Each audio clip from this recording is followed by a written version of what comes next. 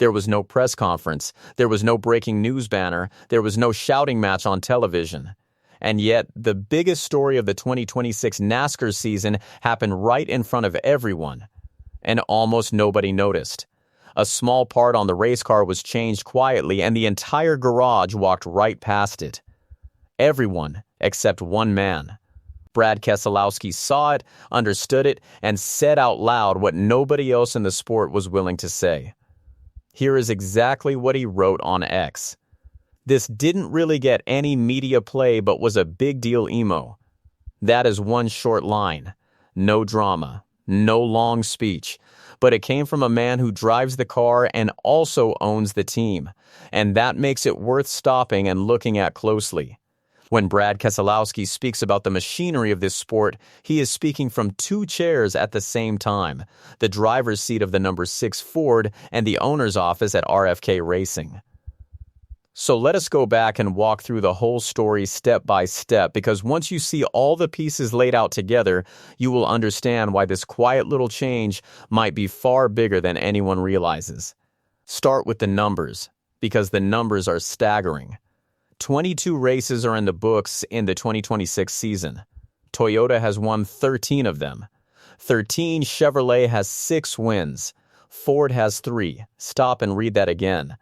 Toyota has more wins than Chevrolet and Ford put together, and it is not even a close call. This has not just been a good year for Toyota.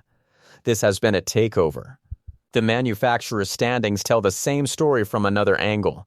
Earlier this season, Tyler Reddick of 2311 Racing sat first in the driver's standings with Denny Hamlin of Joe Gibbs Racing sitting second, and at one point during the summer, if the regular season had ended that day, 7 Toyota drivers would have made the playoffs. Both Tyler Reddick and Denny Hamlin put together streaks of 3 consecutive points race wins during the year. That is the level of control Toyota has held over this season. And here is the part that makes it all so strange. The next-gen car was supposed to stop this from happening. That was the whole idea behind it. Same parts, same suppliers, same pieces bolted onto every car in the field. The goal was to squeeze everybody together so no single team or manufacturer could run away. Well, somebody is running away. So every crew chief, every engineer, and every driver in that garage has spent this season asking the same question over and over again. What is Toyota doing that we are not doing? That question is exactly where this story begins. On the July 28 episode of Kevin Harvick's Happy Hour podcast, co-host Mamba Smith brought up something that most fans had never even heard about. He mentioned that NASCAR had made a change involving the splitter on the next-gen car, and his comment was framed around Team Penske and specifically Joey Logano. I know there was a kind of a little adjustment with the nose of the car with the splitter that they feel like might help their program out a little bit when it comes to downforce, said Mamba Smith. Then he added a warning about Joey Logano that sounded almost like a prophecy. You let people hang around that you're supposed to beat, and then they end up coming back and smacking you in the face. And then it's too late. That comment about the nose of the car caught the attention of fans immediately, and questions started flying across social media. What adjustment? When did it happen? Why did nobody report on it? Now, if you are newer to racing, let us slow down and explain what a splitter actually is, because this entire story turns on this one part. The splitter is that flat panel at the very bottom of the front of the car. It sits low. It sits close to the track surface. Its job is to work with the air rushing over and under the car and push the nose of the car down toward the ground. More downforce on the nose means more grip in the corners. More grip means the driver can carry more speed. More speed means better lap times. It is a small part. It does very big work. Here is the key concept that unlocks everything, and that concept is flex. When a race car is running fast, air slams into the front of it with real force. That force can make the splitter bend a little. It can shift a little. You would never see it from the grandstands. It might be a tiny amount. But in this sport, tiny is everything. A small bend can change how air goes under the car. That changes grip. That changes how the car turns into the corner. That changes how the car behaves when a driver is chasing the competitor in front of him. And a small bend, repeated lap after lap, can be worth real speed. So follow the logic to its natural conclusion. If one manufacturer figured out how to work that movement better than everyone else, that would be an advantage. A quiet one, a hidden one that lives entirely inside the gray area of a rulebook that never anticipated it. That brings us to the confirmation.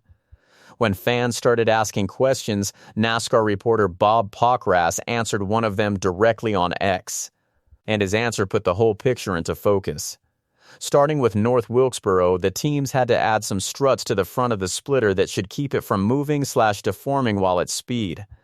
Whether that was a significant advantage Toyota found is debatable in the garage, they still were strong at Indy, wrote Bob Pockrass. Let us put that into plain words. Struts are simple. They are small support pieces. They brace something and hold it steady so it cannot move around. NASCAR required every team in the field to bolt these struts onto the front of the splitter, and the stated purpose was very specific. Those struts were meant to keep the splitter from moving or deforming while at speed, according to the reporting around this change.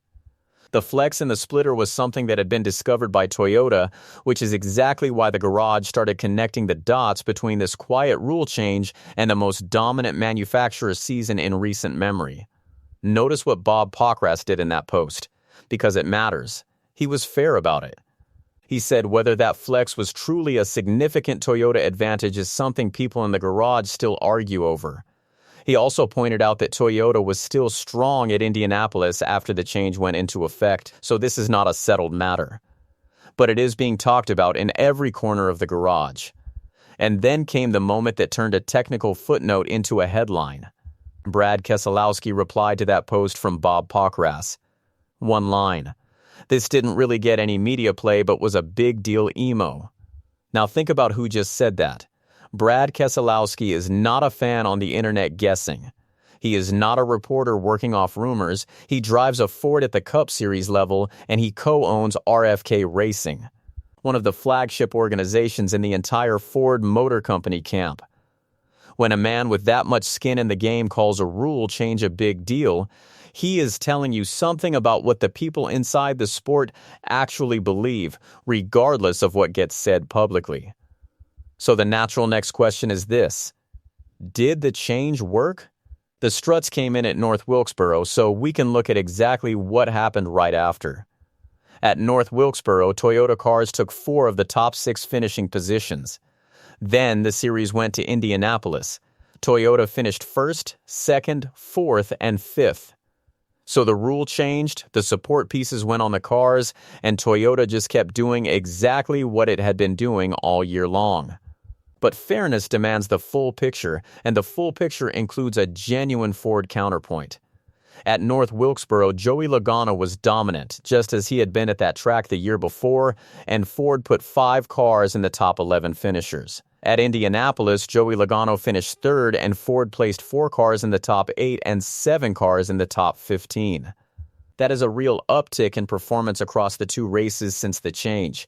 However, there is a caveat that cannot be ignored. Both North Wilkesboro and Indianapolis are traditionally strong Ford tracks, so the sample is murky. It is hard to separate the effect of the struts from the effect of the schedule. That leaves 2 possible answers, and honestly, both of them are bad news for everyone chasing. Answer 1. The splitter was never really the secret, which means the speed Toyota has shown is coming from somewhere else, and nobody has found it yet. Answer 2. The splitter was part of it, and Toyota is still this fast even after losing it. Pick whichever one you want. Neither one helps Ford sleep at night. And the schedule offers no quick verdict either. After the off week, NASCAR heads to Iowa, Richmond, Loudon, and Daytona, and none of those tracks will tell us much as it relates to the Toyota camp. The real test lives on the 1.5-mile tracks, and the truth will not fully reveal itself until the playoffs. Here is where the story goes deeper, because Brad Keselowski has been building a much larger theory all season long, and the splitter is only one chapter of it. Speaking to reporters, he explained that many races are decided long before the cars ever reach the track. He said that a lot of these races are won way before anyone gets to the racetrack, and that they are won in boardrooms with elite decision-making from team owners and in many cases now from the manufacturers themselves. He walked through the history behind it. Around 2020 and 2021, the sport went through what he considered a dramatic behind-the-scenes pivot, where a large portion of the engineering was handed or taken from the teams based on rules and procedures and given to the manufacturers. He believes those rules were targeted at furniture row racing.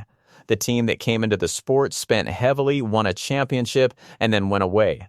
The unintended consequence, in his words, was a stalemate of organizations, where every manufacturer either consciously or subconsciously decided who its favorite team was. And then Brad Keselowski gave credit where he believes it is due. He explained that Toyota recognized that stalemate was not good for the sport or for them as a manufacturer and pushed elite collaboration among its top organizations, so that it now has two A-level organizations rather than an A and a B. Toyota is one of the fastest, if not the best car in NASCAR. They got a lot of power, great aerodynamics, and the collaboration that they have amongst Joe Gibbs Racing, 2311, and even now, we're starting to see that with Legacy. Their collaboration is very powerful, said Brad Keselowski during a post-race appearance earlier this season. He went further. Because those three teams can put together all the best thoughts, all the best practices, and learn from each other and then bring the best for their three units. I don't think we're seeing any other manufacturer collaborate at the level Toyota is, and they're getting the success you would expect out of that. In his assessment, if you are going to beat Toyota, you have to have at least two elite organizations collaborating at very high levels and sharing the elite resources that are specific to the manufacturer, and he only sees Toyota doing that right now. Brad Keselowski also refused to let the blame fall on the drivers, and he used Joey Logano as his example. He pointed out that Joey Logano is a multiple-time champion and that if you looked at his statistics this year in isolation, you might conclude it has not been a good year for him. Brad Keselowski rejected that conclusion completely, saying he thinks that is crap, that the cars are not where they need to be, and that he feels the same way about himself. In his view, the sport has changed to a point where the races are less in the hands of the crew chiefs and the race engineers and more in the hands of the manufacturers. Meanwhile, from the Toyota side, Denny Hamlin offered his own framing of the dominance, calling it a fair advantage that was earned through hard work. All of this raises an obvious question about loyalty. Because Ford sits at 3 wins in 22 races and RFK Racing is stuck in a stretch of results that nobody at the company is proud of. Earlier this year, talk started going around that RFK Racing might walk away from Ford Motor Company entirely. The rumors linked the team to Dodge, which is rumored to join the sport as a fourth manufacturer in 2028.